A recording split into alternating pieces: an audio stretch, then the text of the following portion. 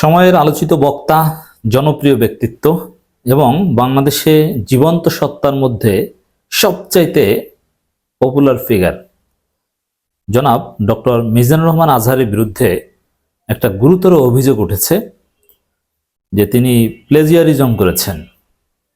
তিনি অন্যের লেখা চুরি করেছেন কিন্তু তার রেফারেন্স দেননি। অভিযোগটা খুবই ভয়ানক।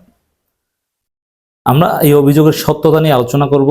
মিজানুর রহমান আজহারের বিরুদ্ধে তার এই ঘটনার পর আমাদের দৃষ্টিভঙ্গি কি এটা আলোচনা করব, সত্য ন্যায়ের আলোকে, ইনসাফের ভিত্তিতে। কারণ এই বিষয়গুলো নিয়ে আমরা খুবই সিরিয়াস।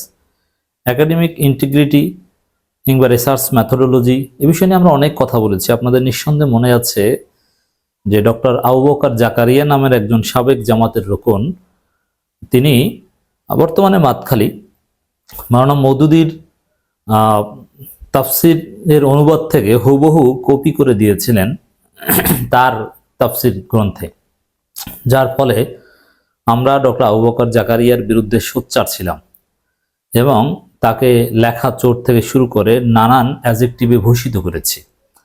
এখন স্বাভাবিকভাবেই অনেকে আমাদের কাছে পাঠিয়েছেন যে আবু বকর জাকারিয়াকে তো আপনারা ধুয়ে দিয়েছেন একাডেমিক ইন্টিগ্রিটির কথা বলে, রিসার্চ ম্যাথোডোলজির কথা বলে, অমুক তমুক ইত্যাদি ইত্যাদি।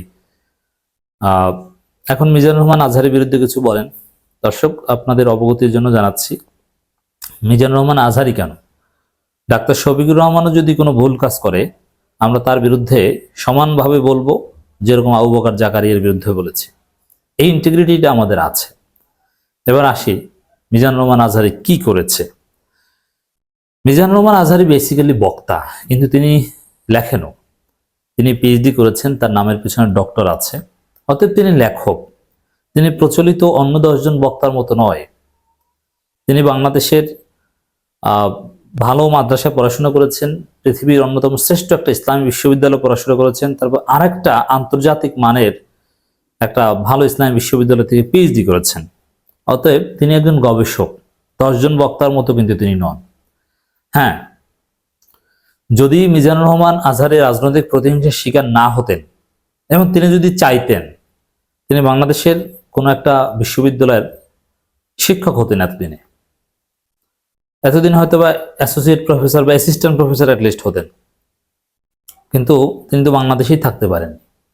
এ কারণে হয়তো বা হয়ে উঠেনি, অথবা ওইদিকে মিজানুর রহমান আজহারের এখন নজর নেই, আরো বড় কিছু চিন্তা করছেন, কোনো প্রতিষ্ঠান করা, বড় কোনো উদ্যোগের চিন্তা ভাবনা করছেন। এই কথাগুলো বললাম এই কারণে যে আজহারি একজন গবেষক, যার পিএইচডি আছে, তিনি স্বীকৃত গবেষক। পিএইচডি হচ্ছে গবেষণা জগতের টপ একটা সেগমেন্ট। অতএব মিজানুর রহমান আজহারিকে আপনি একেবারে ফুল একাডেমিক একজন গবেষক বলতে পারেন, সার্টিফাইড গবেষক। যিনি পিএইচডি করেন তার চেয়ে বড় গবেষক আর থাকে না। এই গবেষক মিজানুর রহমান আজহারি যদি প্লেজিয়ারিজম করেন, এটা তার জন্য আরো বেশি ভুল। এটা যেমন আবু বকর জাকারিয়ার ক্ষেত্রে আমরা এই প্রশ্ন করেছিলাম যে তিনি পিএইচডিতেও এরকম জালিয়াতি টালিয়াতি করেছেন কিনা, আমাদের খুঁজে দেখা দরকার, তার থিসিস খুঁজছিলাম। যাই হোক, মিজানুর রহমান আজহারের বিরুদ্ধে অভিযোগটা বেসিক্যালি উত্থাপন করেছে কিছু কওমি আলেম ওলামা, যারা ভালো আরবি জানেন এবং পড়াশোনা জানা লোক। কওমিদের মধ্যে বিভিন্ন ক্যাটাগরি আছে, কিন্তু যারা এই অভিযোগ উত্থাপন করেছেন তারা আরবি জানা লোক, এটা একটা দিক। আর দ্বিতীয় কথা হচ্ছে, অভিযোগটা একাডেমিক ইন্টিগ্রিটির দিক বিবেচনায় যতটা না প্রচার করা হচ্ছে, তার চাইতে বেশি খোঁচা দিয়ে প্রচার করা হচ্ছে। দেখেন, একজনে লিখেছে, সম্ভবত এর মাধ্যমেই প্রথম সামনে এসেছে, একজন কওমি আলেম, হেরে যাবে ওদের হিংসা, জিতে যাবে আমাদের অনুবাদ, খুবই সুন্দর কপি পেস্ট, তোমরা পারলে করে দেখাও। এর মানে ট্রল করছেন মিজানুর রহমান আজহারিকে। কিন্তু মজার বিষয়, এই ট্রল কিন্তু টিকলো না। মিজানুর রহমান আজহারি, তাকে যেভাবে ট্রল করা হচ্ছে যে তিনি অনুবাদ কপি করেছেন বা প্লেজিয়ারিজম করেছেন রেফারেন্স ছাড়া, বিষয়টা ওরকম নয়। তাকে ট্রল করা হচ্ছে, মানে আজহারির জনপ্রিয়তা সহ্য হচ্ছে না। আসলে হিংসা আরেকবার হেরে যাবে, হেরে গিয়েছে, আমরা হারিয়ে দিচ্ছি। দেখেন, শেষ পর্যন্ত শুনুন কনটেক্সট। মিজানুর রহমান আজহারির বহু বছর আগের লেখা ফাউজান সাহেবের মা আলিমুল সোয়ার কিতাবের হুবহু কপি করে লিখেছেন এক নজরে কোরআন। এই কথাটাই ঠিক না। হুবহু কপি করে লেখেননি, এমন ভাবে বলছেন যে ওই কিতাবটা অনুবাদ করে দিয়েছেন। না, মিজানুর রহমান আজহারী এই যে বইয়ের কথা বলেছেন মাআলিমুস সুয়ার, এই কিতাবের সাথে অনেক মিল রয়েছে, ইটস ট্রু।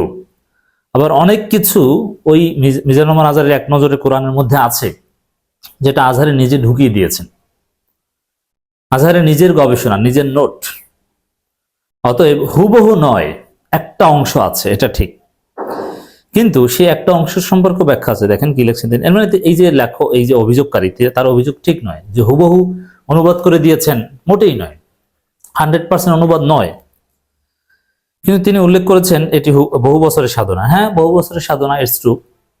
কারণ এখানে বহু বছরের মিজানুর রহমান আজহারীর নিজের গবেষণালব্ধ অনেক পয়েন্ট এক নজরে কোরআনের মধ্যে আছে, যেটা পৃথিবীর অন্য কোনো কেতাবে নেই।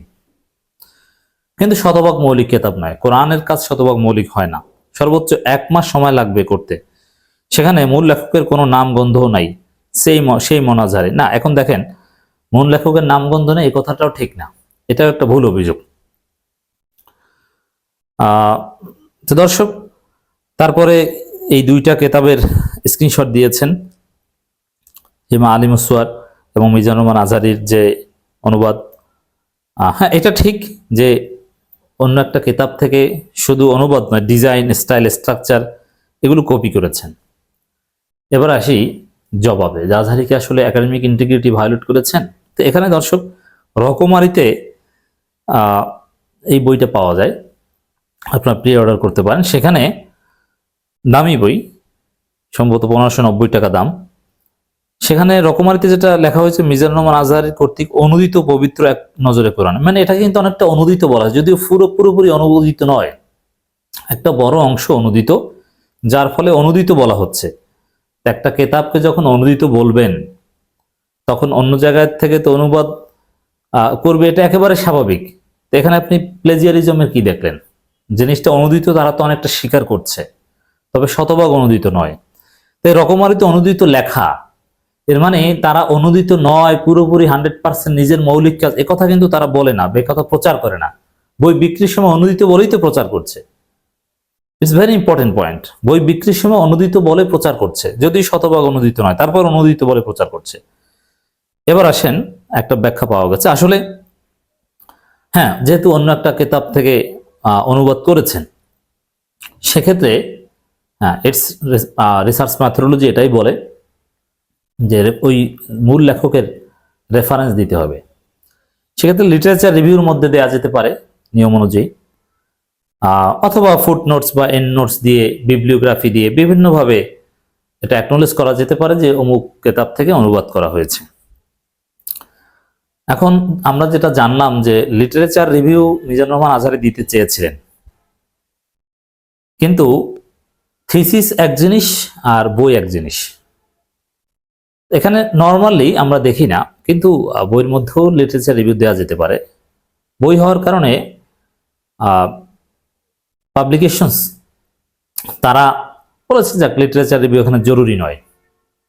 কিন্তু আজহারীর কাছে এটা ছিল যে না, আমি যেহেতু অনুবাদ করেছি একটা বড় অংশ, অর্থাৎ লিটারেচার রিভিউর মধ্যে কোন কোন জায়গায় অনুবাদ করেছি বা ইত্যাদি ইত্যাদি, এরকম একটা অ্যাকনোলেজমেন্ট থাকবে, যেটা one kind of reference, part of research methodology, academic integrity.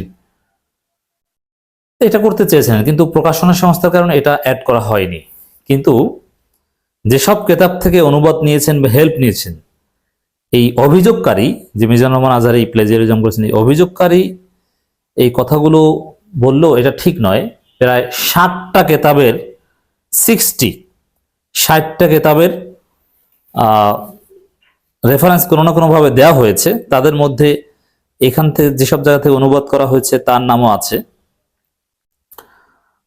এখন এই রেফারেন্স ফুটনোটস আকারে দেওয়া যায়, এন্ড নোটস আকারে দেওয়া যায়, বিবলিওগ্রাফি আকারে দেওয়া যায়। আমি বললাম কিতাবের শেষে কিন্তু বিবলিওগ্রাফি আকারে এই 60টা কিতাবের নাম দেওয়া হয়েছে। তার মধ্যে যেখান থেকে অনুবাদ নেওয়া হয়েছে বেসিক্যালি বা মোস্টলি, তার কথাও আছে, এবং বইয়ের ভিতরেও বিভিন্ন জায়গায় আছে।